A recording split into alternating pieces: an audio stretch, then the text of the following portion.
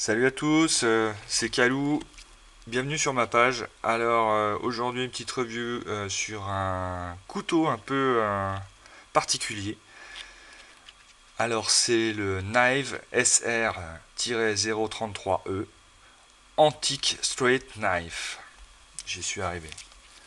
Alors il est arrivé dans une petite pochette plastique qui est à la poubelle malheureusement. Bon, j'avais pas l'utilité de la garder. On va tout de suite l'ouvrir et vous allez comprendre pourquoi je le trouve assez joli. Voilà. Alors c'est antique, on voit le nom, hein, Antique Straight Knife. Alors c'est un couteau à lame fixe en acier 3 CR13, c'est pas énorme. Et c'est un couteau de type multitool aussi. Vous allez comprendre pourquoi. Alors on va commencer un petit peu par les dimensions, hein. La lame fait 7 cm, l'épaisseur de lame fait 3 mm, le couteau en lui-même fait 18 cm pour un poids de 106 grammes. Avec donc une petite housse en nylon avec porte-outils. Je m'explique. Alors, tout de suite en détail le couteau. Alors, on a un couteau à lame fixe avec une sécurité sur la fermeture, c'est-à-dire sur la lame.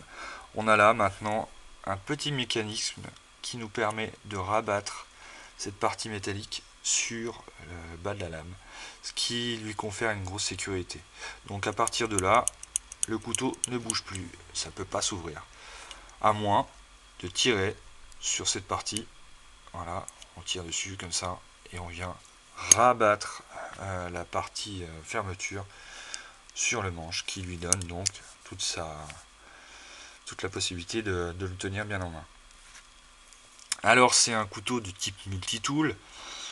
On a pour tous les bricoleurs évidemment une partie ouvre-bouteille.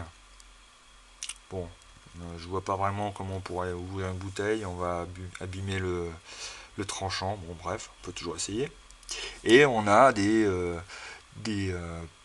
petits passages à jouer pour pouvoir y mettre des écrous, alors de différentes tailles. J'ai pas calculé, j'ai pas regardé pour l'instant.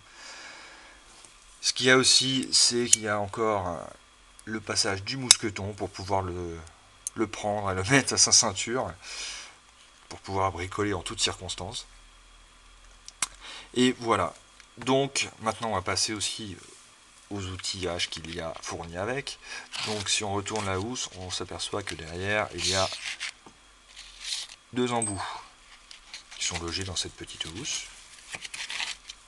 Ces deux embouts s'adaptent à l'intérieur. Voilà.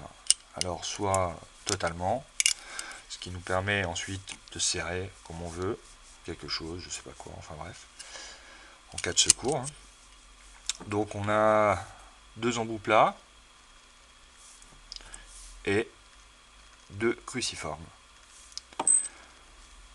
Voilà. Alors le gros inconvénient de ce petit multitool, c'est ça. Donc là, on a pu voir qu'on pouvait les mettre aisément dedans, ces petits embouts. Mais par contre, si j'en prends un de mon petit garage, je vois que ça ne rentre pas. Impossible. C'est pas adapté. Alors c'est peut-être une mesure chinoise, j'en sais rien. En tout cas, on ne peut pas mettre nos embouts dedans. Alors là, ça ne marchera pas, évidemment. D'ailleurs, j'arrive même plus à le retirer. Ah, voilà, j'y suis arrivé. Donc voilà, c'est un super joli couteau avec de jolies décorations dessus.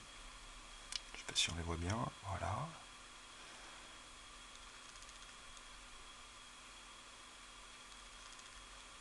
C'est assez particulier. Très joli. Je dirais plus que ça ressemble à un couteau de décoration qu'autre chose. Alors les plus de ce couteau sont évidemment son design général, qui est vraiment assez particulier. Cet aspect assez mécanique aussi dans la fermeture. On voit le fonctionnement du ressort. c'est assez bien foutu. Le côté aussi multi-tool, surtout à cause de l'ouvre-bouteille. Et surtout le prix, moins de 7 €, sans frais de port.